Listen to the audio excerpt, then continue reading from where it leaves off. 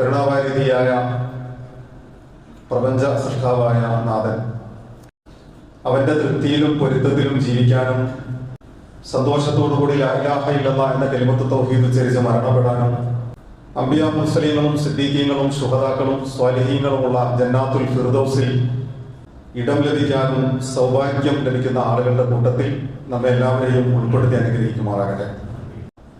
അറബി ഭാഷയുമായി ബന്ധപ്പെട്ട് ആഗോളതലത്തിൽ ഡിസംബർ 18-ാം തീയതി അറബി ഭാഷാ ദിനമായി ആചരിക്കാറുണ്ട്. എന്താണ് അറബി ഭാഷ എന്ന് പ്രിയമുള്ള സഹോദരങ്ങളുടെ മുമ്പിൽ പറയേണ്ടതില്ല. മുസ്ലിമായ ഒരു മനുഷ്യനെ സംബന്ധിച്ചിടത്തോളം അവന്റെ ജീവിതവുമായി അഭേദ്യമായ ബന്ധം പുലർത്തുന്ന ഭാഷയാണ് അറബി. ലോകത്ത് മനുഷ്യൻ ജീവിതം ആരംഭിച്ച കാലം മുതൽ ആശയവിനിമയം നടത്താൻ ഭാഷയുടെ ഇടപെടലുകൾ ഉണ്ടായിട്ടുണ്ട്. അനേകം ഭാഷകൾ അനേകം പ്രദേശങ്ങളിൽ ഓരോ മനുഷ്യരുടെയും സാഹചര്യത്തിനനുസരിച്ച് രൂപം കൊണ്ടിട്ടുണ്ട്. ലോകത്ത് അങ്ങനെ രൂപം കൊണ്ട പ്രമാദമായ പല ഭാഷകളും പിന്നീട് ഉപയോഗത്തിലില്ലാതെ നശിച്ചു പോവുകയും ചില ഭാഷകൾ മാത്രം നിലനിൽക്കുകയും ചെയ്തു.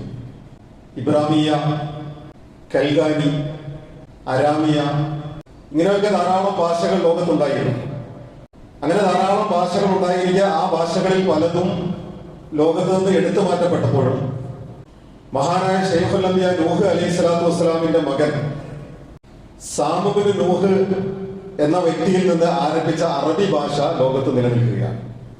ഏത് കാലഘട്ടം എന്ന് ചോദിച്ചാൽ ചരിത്രത്തിൽ നൂഹ് അലൈഹി സ്വലാത്തു വസ്സലാമിന്റെ പ്രളയത്തിന് ശേഷം കപ്പലിൽ നിന്ന് രക്ഷപ്രാപിച്ച 80 ആളുകളടങ്ങുന്ന സംഘം ജീവിച്ചിരുന്ന പ്രദേശത്തു നിന്ന് സാം ഇബ്നു നൂഹ് എന്ന് പറയുന്ന നൂഹ് അലൈഹി സ്വലാത്തു വസ്സലാമിന്റെ മകനിൽ നിന്ന് രൂപപ്പെടുന്ന തലമുറയും ഇന്ന് നാം മിഡിൽ ഈസ്റ്റ് എന്നറിയപ്പെടുന്ന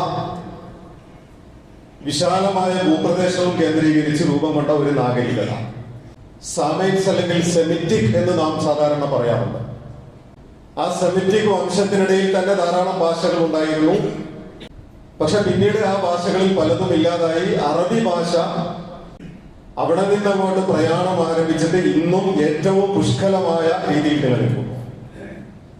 ആ ഭാഷയുടെ ഏറ്റവും മനോഹരമായ പൂർണ്ണതയിലെത്തിയ ഒരു ഘട്ടത്തിലാണ് മഹാനായ റസൂൽ തിരുമേനി സല്ലല്ലാഹു അലൈഹി വസല്ലം മക്കയിൽ ആഗതനാകുന്നത്. ചരിത്രപരമായി പരിശോധിച്ചു നോക്കിയാൽ അറബി ഭാഷയുടെ സാഹിത്യ ഭംഗിയും സാഹിത്യ ശൈലിയും ഏറ്റവും ഉയർന്നു നിന്ന കാലഘട്ടം. സബുൽ മുഅല്ലഖാത്ത് അല്ലെങ്കിൽ 7 മഹാകാവ്യങ്ങൾ ഇന്നും തുല്യതയില്ലാത്ത വിധം പലപ്പോഴും സാഹിത്യ സദസ്സുകളിൽ ചർച്ച ചെയ്യപ്പെടുന്ന ഒട്ടനവധി കവിതകളും സാഹിത്യങ്ങളും ഒക്കെ രൂപം കൊണ്ട ഒരു കാലഘട്ടത്തിലാണ് വിശുദ്ധ ഖുർആൻ അവതരിക്കുന്നത്. ആ അവതരണത്തെ കുറിച്ച് വിശുദ്ധ ഖുർആൻ ചേർത്ത് വെച്ച ഒരു പദം അലിഫ് ലാം റാ തിൽക ആയാത്തുൽ കിതാബിൽ മുബീൻ. ഈ വേദഗ്രന്ഥം വ്യക്തമായ തികഞ്ഞ സുവ്യക്തമായ ഈ വേദഗ്രന്ഥം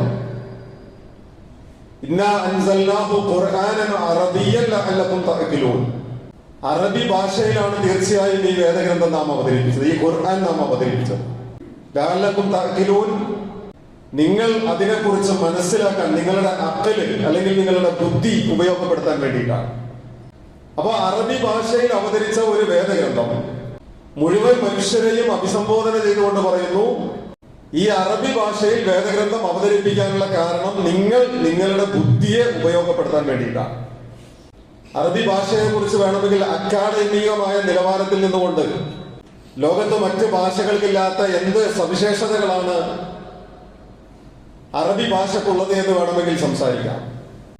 എന്തുകൊണ്ടാണ് അല്ലാഹു സുബ്ഹാനഹു വ തആല അറബി ഭാഷ തെരഞ്ഞെടുത്തത് എന്ന് അല്ലാഹുവും അല്ലാഹുവിന്റെ റസൂൽ സല്ലല്ലാഹു അലൈഹി വസല്ലമയും പ്രത്യേകിച്ച് വിശദീകരിച്ചിട്ടില്ല. ഒരുപക്ഷെ ഏറ്റവും സുന്ദരമായ സൗന്ദര്യാത്മകമായി സാഹിത്യ താള ഭംഗിയോടുകൂടി മനുഷ്യന്റെ മുമ്പിൽ സംസാരിക്കാൻ കഴിയുന്ന ഭാഷയായതുകൊണ്ടായിരിക്കാം വളരെ ചെറിയ ലളിതമായ വാക്കുകളിൽ ഗാംഭീര്യമാർന്ന ആശയങ്ങളെ സന്നിവേശിപ്പിക്കാൻ കഴിയുന്നത് കൊണ്ടായിരിക്കാം ഒരുപക്ഷെ ആ കാലഘട്ടത്തിൽ പൂർണ്ണമാക്കപ്പെട്ട,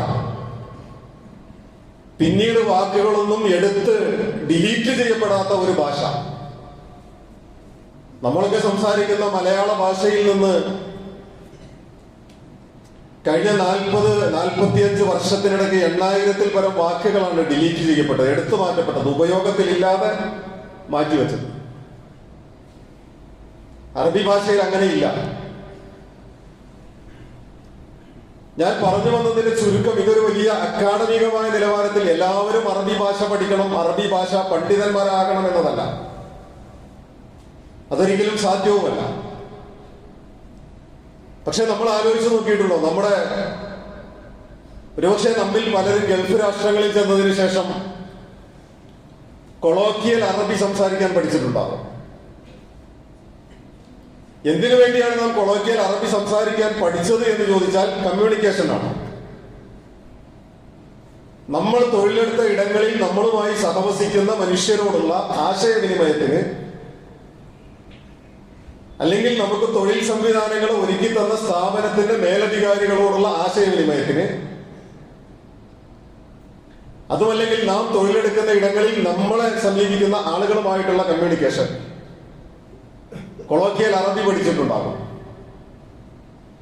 അപ്പോഴും ഒരുപക്ഷെ അറബി എഴുതാനോ അറബി വായിക്കാനോ ആ മനുഷ്യൻ അറിഞ്ഞുകൊള്ളണമെന്നില്ല, സംസാര ഭാഷ അയാൾ പഠിച്ചിട്ടുണ്ടാകും.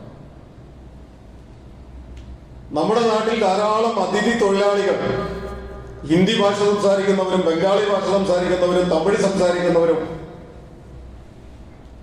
വ്യത്യസ്ത മേഖലകളിൽ നിന്ന് അതിഥി തൊഴിലാളികൾ നമ്മുടെ നാട്ടിലേക്ക് ചേക്കേറി.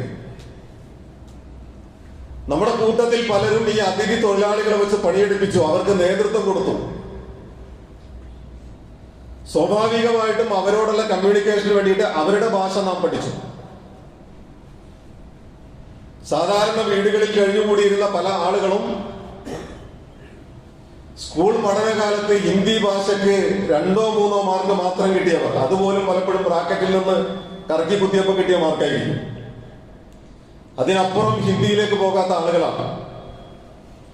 പക്ഷെ അതിഥി തൊഴിലാളികൾ നമ്മുടെ നാട്ടിൽ ഇങ്ങനെ സജീവമായി കഴിഞ്ഞപ്പോൾ ഹിന്ദി സംസാരിക്കുന്നു. വളരെ ലളിതമായിട്ട് അവരുമായിട്ട് കമ്മ്യൂണിക്കേഷൻ നടത്തുന്നു.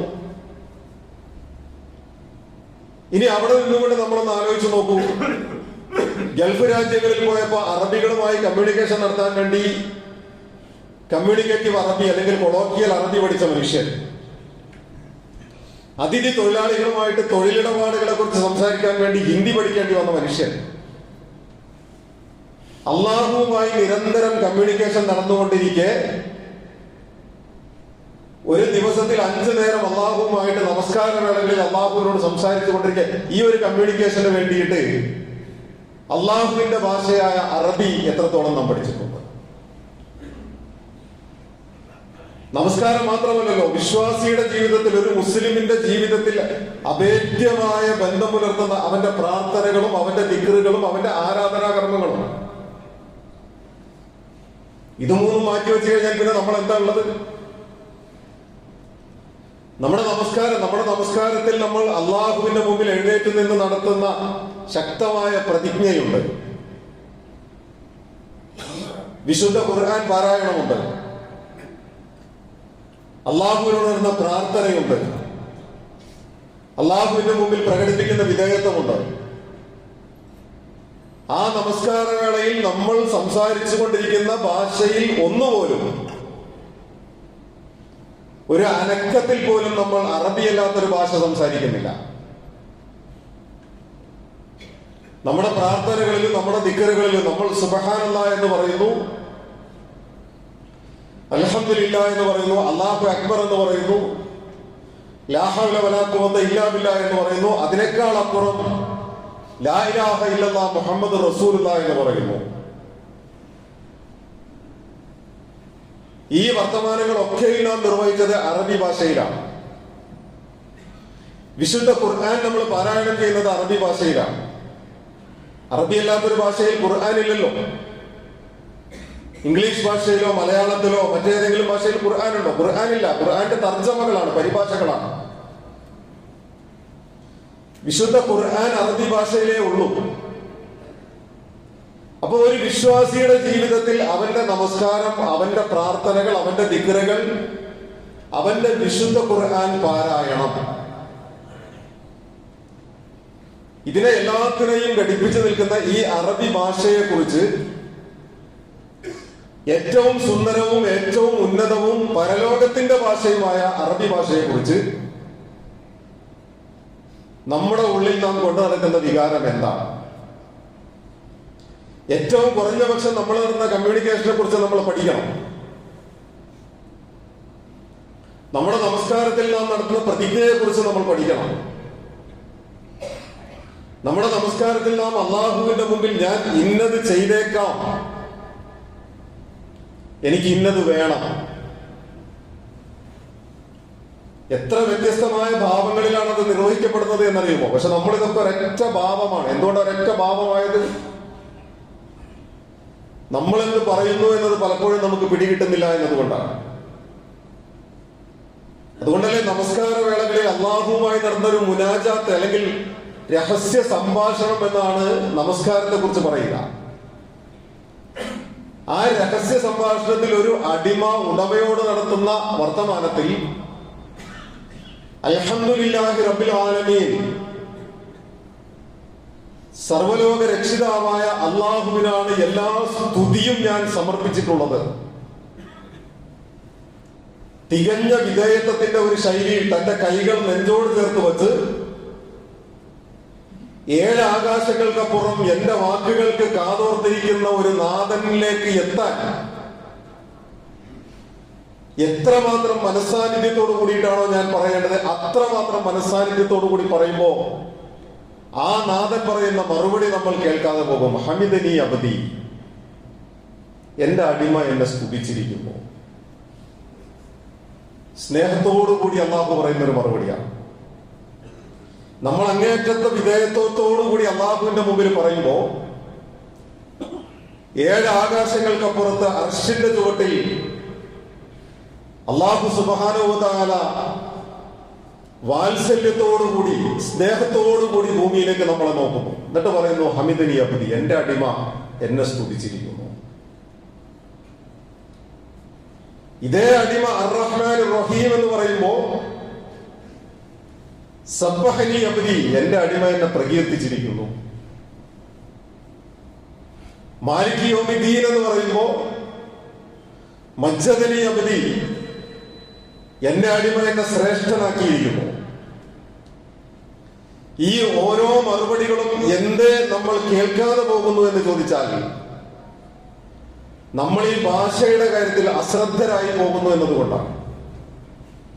ഞാൻ പറഞ്ഞ വാക്കുകൾ എത്ര അർത്ഥമുള്ളതായിരുന്നു, ഞാൻ ആരോടാണ് ഞാൻ ഇപ്പോൾ സംസാരിച്ചു കൊണ്ടിരിക്കുന്നത്, എന്റെ ഈ സംസാരത്തിന് വേണ്ടി കാതോർത്തിരിക്കുന്ന നാഥൻ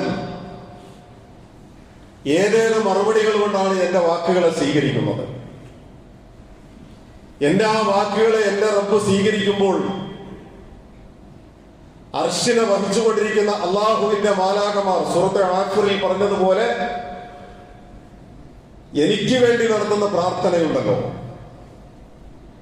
എന്റെ ഇണകൾക്ക് വേണ്ടി നടത്തുന്ന പ്രാർത്ഥനയുണ്ടല്ലോ, എന്റെ മാതാപിതാക്കൾക്ക് വേണ്ടി നടത്തുന്ന പ്രാർത്ഥനയുണ്ടല്ലോ, എന്റെ മക്കൾക്ക് വേണ്ടി നടത്തുന്ന പ്രാർത്ഥനയുണ്ടല്ലോ, ആ പ്രാർത്ഥനകളിൽ ഉടനീളം സ്വർഗത്തെ ചോദിക്കുമ്പോ അതേ മലക്കുകൾ പറയുന്നു നരകത്തിൽ നിന്ന് രക്ഷപ്പെടുത്തണമെന്ന് കൂടി ചോദിക്കുന്നു. എന്തേ അത് നമ്മൾ കേൾക്കുന്നില്ല? എന്തുകൊണ്ടാണ് നമ്മുടെ കാതുകളിലേക്ക് എത്തുന്നില്ല എന്ന് ചോദിച്ചാൽ ഭാഷയുടെ സൗന്ദര്യം ആസ്വദിക്കാൻ നമുക്ക് കഴിയാതെ പോയി എന്നതുകൊണ്ടാണ്. പ്രിയമുള്ളവരെ, നമസ്കാരത്തിലെ ഓരോ പ്രാർത്ഥനകളിലും ഈ അർത്ഥഗർഭമായ മറുപടികളുണ്ട്.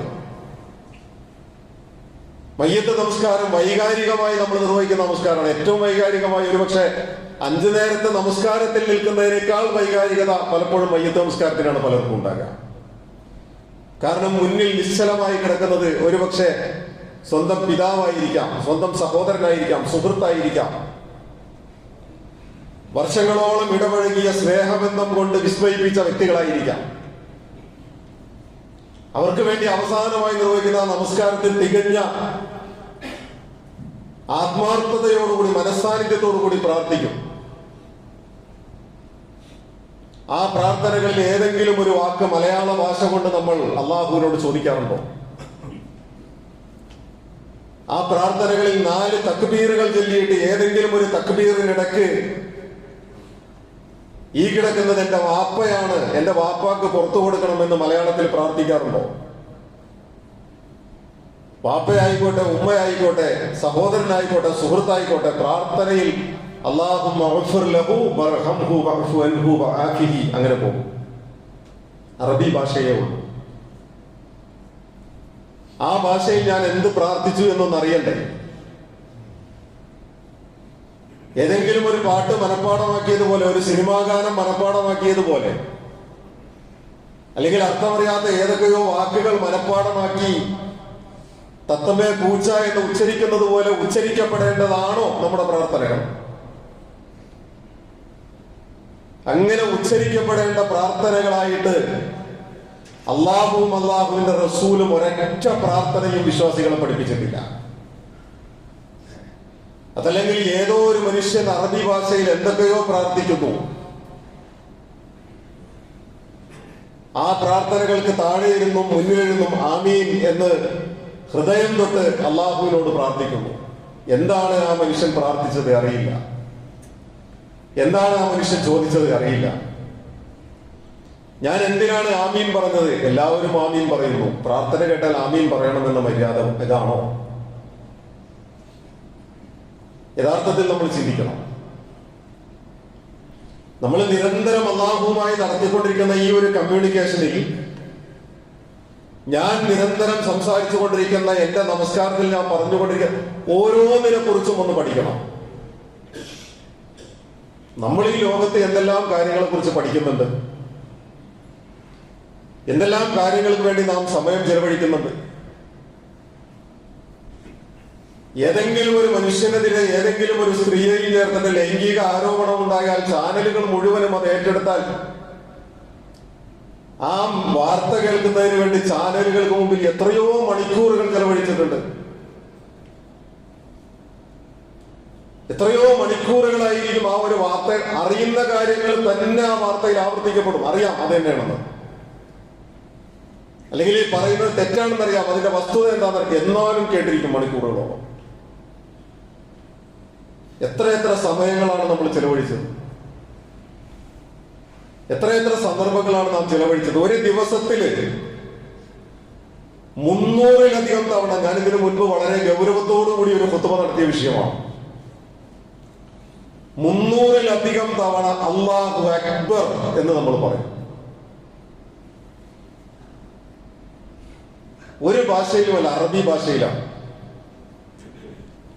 5 നേരത്തെ നമസ്കാരത്തിന് ശേഷം സുബ്ഹാനല്ലാഹ്, അൽഹംദുലില്ലാഹ്, അല്ലാഹു അക്ബർ 33 പ്രാവശ്യം വീതം പറയാം. നമസ്കാരത്തിലെ അനക്കങ്ങളിൽ പറയുകയാണ്. തക്ബീറത്തുൽ ഇഹ്റാം കൈകെട്ടുമ്പോൾ അല്ലാഹു അക്ബർ, റുക്കൂയിലേക്ക് പോകുമ്പോൾ, സുജൂദിലേക്ക് പോകുമ്പോൾ, സുജൂദിൽ എഴുന്നേൽക്കുമ്പോൾ 2 ഇരുത്തം, എല്ലായിടത്തും അല്ലാഹു അക്ബറാണ്. ഇടയ്ക്ക് ഒരിടത്ത് മാത്രം സമി അല്ലാഹു ലിമൻ ഹമിദ. അത് വേറെ ചില ആശയങ്ങൾ ഉള്ളത് കൊണ്ടാണ്, ഞാൻ ആ ആശയത്തിലേക്ക് പോകുന്നില്ല. ഈ അല്ലാഹു അക്ബർ ബാങ്ക് കേൾക്കുമ്പോൾ ബാങ്കിന്റെ കൂടെ അല്ലാഹു അക്ബർ പറയും, ഇഖാമത്ത് കേൾക്കുമ്പോൾ ഇഖാമത്തിന്റെ കൂടെ അല്ലാഹു അക്ബർ പറയും. അല്ലാഹുവാണ് ഏറ്റവും വലിയവൻ, അല്ലാഹു അല്ലാത്ത എല്ലാം ചെറുതാണ്. ഏത് ഭാഷയിലാണ് നമ്മളിത് പറഞ്ഞത്? അറബി ഭാഷയിലാണ്. സുബ്ഹാനല്ലാഹ് എന്നത് നമ്മൾ അറബി ഭാഷയിലാണ് പറഞ്ഞത്. അൽഹംദുലില്ലാഹ് എന്നത് അറബി ഭാഷയിലാണ് പറഞ്ഞത്. ഓരോ അൽഹംദുലില്ലയിലും 100,000 അനുഗ്രഹങ്ങളെ ഓർക്കാനുണ്ട് ഒരു വിശ്വാസി. ഇത് ഓർക്കണമെങ്കിൽ അൽഹംദുലില്ലാഹ് എന്ന് പറഞ്ഞാൽ അർത്ഥമൊന്ന് മനസ്സിൽ കിട്ടണം. വെറുതെ അൽഹംദുലില്ലാഹ് യാന്ത്രികമായി പറയുന്നതിനെ കുറിച്ചല്ല. അസ്തഗ്ഫിറുല്ലാഹ് എന്ന് പറയുമ്പോൾ മനസ്സിലേക്ക് കടന്നു വരണം, എന്തിനു വേണ്ടിയാണ് ഞാൻ ഈ അസ്തഗ്ഫിറുല്ലാഹ് പറഞ്ഞത്, ഞാൻ എന്തിനു വേണ്ടിയാണ് അൽഹംദുലില്ലാഹ് പറഞ്ഞത്, ഞാൻ എന്തിനു വേണ്ടിയാണ് സുബ്ഹാനല്ലാഹ് പറഞ്ഞത്. പ്രിയമുള്ളവരെ, ഞാൻ പറഞ്ഞത് അറബി ഭാഷയിൽ തന്നെ ചൊല്ലി പറയേണ്ട ധാരാളം വർത്തമാനങ്ങൾ ഒരു വിശ്വാസിയുടെ ജീവിതത്തിലൂടെ നിരന്തരം കടന്നു പോകുന്നത്. ഒരക്ഷരം തെറ്റിയാൽ വലിയ അർത്ഥവ്യതിയാനം സംഭവിക്കുന്നത്. ഒരു ഉച്ചാരണത്തിലെ പിഴവ് പറ്റിയാൽ തീർത്തും വിരുദ്ധമായ ആശയങ്ങളിലേക്ക് മാറിപ്പോകുന്നത്. അപ്പൊ ഉച്ചാരണത്തിൽ ശുദ്ധമായ അറബിയിൽ വാക്കുകൾ തെറ്റാതെ ഉച്ചരിച്ചാൽ മാത്രം പൂർത്തിയാകുന്ന, നല്ല അർത്ഥബോധത്തോടു കൂടി മാത്രം അള്ളാഹുവുമായി കമ്മ്യൂണിക്കേഷൻ നടത്താനുള്ള ഒരു ഭാഷയാണ് അറബി എന്നത്. ഞാൻ വീണ്ടും ആവർത്തിക്കുന്നു, എന്റെ മുന്നിലുള്ള എല്ലാ സഹോദരങ്ങളും അറബി ഭാഷ പണ്ഡിതന്മാരാകണമെന്നല്ല. അറബി ഭാഷ വിശുദ്ധ ഖുർആനിന്റെ ഭാഷയാണ്, അള്ളാഹുവിന്റെ പ്രവാചകന്മാരുടെ ഭാഷയാണ്. അറബി ഭാഷ പരലോകത്തിന്റെ ഭാഷയാണ്. ആ അറബി ഭാഷയിൽ നിരന്തരം അള്ളാഹുമായി സംവദിച്ചു കൊണ്ടിരിക്കുന്ന ഈ മനുഷ്യൻ താൻ പറഞ്ഞുകൊണ്ടിരിക്കുന്ന വർത്തമാനങ്ങളുടെ അർത്ഥവും ആശയവും അതിന്റെ ഗാംഭീര്യവും എന്ത് എന്ന് ഉൾക്കൊള്ളാൻ വേണ്ടിയുള്ള ഒരു പഠനമെങ്കിലും അവൻ നടത്തിയിരിക്കണം. പ്രിയമുള്ളവരെ, ഇത് സോഷ്യൽ മീഡിയയുടെ കാലമാണ്. ഒരുപാട് വാക്കുകളും വർത്തമാനങ്ങളും കാഴ്ചകളും കൊണ്ട് നമുക്ക് മുമ്പിൽ നിറഞ്ഞാടിക്കൊണ്ടിരിക്കുന്ന സന്ദർഭമാണ്. ചില ഇടങ്ങളിൽ നാം ചില നിയന്ത്രണങ്ങൾ ഏർപ്പെടുത്തുക, എന്നിട്ട് ഓരോ ദിവസവും അറബി ഭാഷയിൽ നിന്ന് ഞാൻ നടത്തിക്കൊണ്ടിരിക്കുന്ന പ്രാർത്ഥനകൾ എന്ത് എന്നെങ്കിലും ഒന്ന് പഠിക്കും. നമുക്ക് മനഃപ്പാഠം അറിയുന്ന പല പ്രാർത്ഥനകളും ഉണ്ടല്ലോ, നമുക്ക് മനഃപ്പാഠം അറിയുന്ന അധ്യായങ്ങളുണ്ടല്ലോ, നമസ്കാരത്തിൽ നിരന്തരം പാരായണം ചെയ്തുകൊണ്ടിരിക്കുന്നവ. സുബഹിക്ക് ശേഷം അല്ലെങ്കിൽ ഏതെങ്കിലും ഒരു നമസ്കാരത്തിന് ശേഷം അല്ലെങ്കിൽ ഉറങ്ങുന്നതിന് മുൻപ്, ശരി, ഞാൻ ഉറങ്ങുന്നതിന് മുൻപ് എന്റെ ജീവിതത്തിൽ 1 മണിക്കൂർ ഞാൻ അള്ളാഹുവിന്റെ ഗ്രന്ഥം വിശുദ്ധ ഖുർആൻ ഒന്ന് പഠിക്കാൻ തീരുമാനിച്ചിരിക്കുന്നു. 1/2 മണിക്കൂർ ഞാൻ വിശുദ്ധ ഖുർആൻ പഠിക്കാൻ തീരുമാനിച്ചിരിക്കുന്നു. 1/2 മണിക്കൂർ കൊണ്ട് ഞാൻ എന്റെ നമസ്കാരം എന്താണ് എന്നോട് പറഞ്ഞുകൊണ്ടിരിക്കുന്നത് എന്ന് പഠിക്കാൻ 1/2 മണിക്കൂർ വീതം ചെലവഴിക്കാൻ ഞാൻ തീരുമാനിച്ചിരിക്കുന്നു. എത്ര ദിവസം വേണ്ടിവരും? ചില സഹോദരങ്ങൾ പറയാറില്ലേ, ചില കുറ്റപത്രങ്ങളിൽ ജഡ്ജി തീർപ്പ് കൽപ്പിക്കുമ്പോ 1000കണക്കിന് പേജുകൾ, 10,000കണക്കിന് പേജുകളുണ്ട് കുറ്റപത്രം. ഇത് മുഴുവൻ വായിച്ചിട്ടാണോ ജഡ്ജി വിധി കൽപ്പിച്ചത്? വിശുദ്ധ ഖുർആൻ പ്രിയമുള്ളവർ ആകെ 600 പേജുള്ളൂ. വിശുദ്ധ ഖുർആൻ ആകെ 600 പേജുള്ളൂ. എന്നല്ല, വിശുദ്ധ ഖുർആന്റെ തന്നെ ശൈലിയിൽ പറഞ്ഞാൽ നിങ്ങളുടെ കൈകളിലേക്ക് ഞാൻ എല്ലാ സംവിധാനങ്ങളോടും കൂടി ഇറക്കി തന്നൊരു സാധനമാണ് അർ-റഹ്മാൻ. പരമകാരുണ്യവാനാണ്. ആര്? അല്ലമൽ ഖുർആൻ, ഖുർആൻ പഠിപ്പിച്ചവനാണ്. ആ ഒരു വാക്ക് മതിയല്ലോ. വിശ്വാസികളുടെ മുമ്പിലേക്ക് അള്ളാഹുവിന്റെ പ്രവാചകൻ സല്ലല്ലാഹു അലൈഹി വസല്ലമയിലൂടെ വിശുദ്ധ ഖുർആൻ എന്ന് പറയുന്ന മാർഗദർശകമായ ഗ്രന്ഥം, ഇന്നാ അൻസൽനാഹു ഖുർആനൻ അറബിയൻ ലഅല്ലക്കും തഅഖിലൂൻ, നിങ്ങൾ നിങ്ങളുടെ ബുദ്ധിയെ ഒന്ന് ഉപയോഗപ്പെടുത്താൻ വേണ്ടി അറബി ഭാഷയിൽ ഒരു വാക്ക് പോലും എടുത്തു മാറ്റേണ്ടതില്ലാത്ത, ആ വാക്ക് കാലഹരണപ്പെട്ടു, അതെടുത്ത് മാറ്റിയിട്ട് പകരം ഒന്ന് ചേർത്തേക്കാം എന്ന് ഒരു സൂക്ഷ്മ നിരീക്ഷകനും കണ്ടെത്താൻ കഴിയാത്ത ഈ അറബി ഭാഷയിൽ നിങ്ങൾക്ക് വിശുദ്ധ ഖുർആൻ അവതരിപ്പിച്ചു. കുറെ സഹോദരങ്ങളുണ്ട് വിശുദ്ധ ഖുർആൻ പഠിച്ചുകൊണ്ടിരിക്കുന്നവർ. അങ്ങേയറ്റത്തെ പ്രായാധിക്യത്തിലെത്തിയതിനു ശേഷവും വിശുദ്ധ ഖുർആനുമായിട്ടുള്ള ഒരു സഹവാസം നടത്തിക്കൊണ്ടിരിക്കുന്ന ആളുകളുണ്ട്. ഞാൻ അറബി ഭാഷയെ മുന്നിൽ വെച്ചുകൊണ്ട് പ്രിയമുള്ള സഹോദരങ്ങളോട് 2 കാര്യങ്ങളാണ് വസിയത്ത് ചെയ്യാൻ ആഗ്രഹിക്കുന്നത്. അതിലൊന്ന്, നാം നിരന്തരം കമ്മ്യൂണിക്കേഷൻ നടത്തിക്കൊണ്ടിരിക്കുന്ന, അള്ളാഹുവുമായി വർത്തമാനം പറഞ്ഞുകൊണ്ടിരിക്കുന്ന ഈ വർത്തമാനങ്ങളിൽ പ്രയോഗിച്ചുകൊണ്ടിരിക്കുന്ന വാക്കുകൾ എന്ത് എന്നതിനെ കുറിച്ച് പഠിക്കാൻ നമ്മൾ തയ്യാറാണ്. അർത്ഥമറിയാത്ത വാക്കുകൾ ഉച്ചരിക്കാനല്ല അള്ളാഹുവും അള്ളാഹുവിന്റെ റസൂലും ഇത് പഠിപ്പിച്ചത്.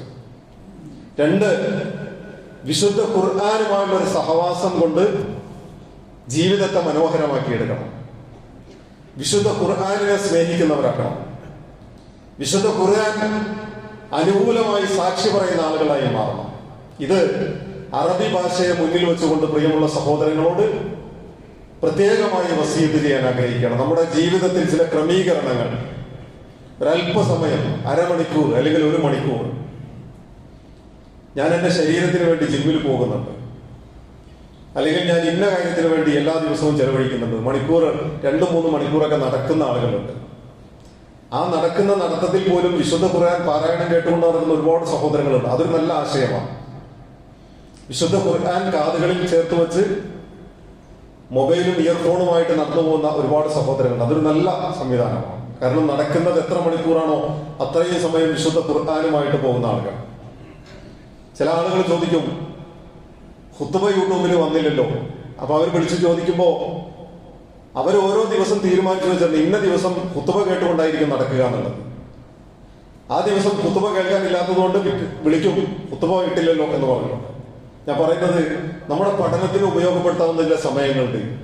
വാഹനങ്ങൾ ഓടിച്ചുകൊണ്ടിരിക്കുമ്പോൾ വാഹനത്തിൽ ഇരുന്നു കൊണ്ട് കേൾക്കാൻ കഴിയുന്ന ഒരുപാട് കേൾവികളുണ്ട്. പ്രിയമുള്ളവർ, അള്ളാഹുവിന് വേണ്ടി സമയം മാറ്റി വെക്കണം. അറബി ഭാഷയെ മുന്നിൽ വെച്ചുകൊണ്ട് പ്രിയമുള്ള സഹോദരങ്ങളോട് സൂചിപ്പിക്കാൻ ആഗ്രഹിച്ച വിഷയം ഇതാണ്. അള്ളാഹു സുബ്ഹാനഹു വ തആല നമ്മെ അനുഗ്രഹിക്കുമാറാകട്ടെ. പടച്ച റബ്ബ് എന്താണോ നാം അള്ളാഹുവുമായി സംസാരിച്ചു കൊണ്ടിരിക്കുന്നത് അതൊക്കെയും തിരിച്ചറിയാൻ കഴിയുന്ന, ആ തിരിച്ചറിവിൽ നിന്നുകൊണ്ട് വിനയത്തോടുകൂടി അള്ളാഹുവിനെ സമർപ്പിക്കുന്നവരായി പടച്ച റബ്ബിന്റെ മുമ്പിൽ എഴുന്നേറ്റ് നിൽക്കാനും സംസാരിക്കാനുമുള്ള കഴിവും അറിവും നേടിയെടുക്കാൻ പടച്ച റബ്ബ് നമ്മെ തുറക്കുമാറാകട്ടെ.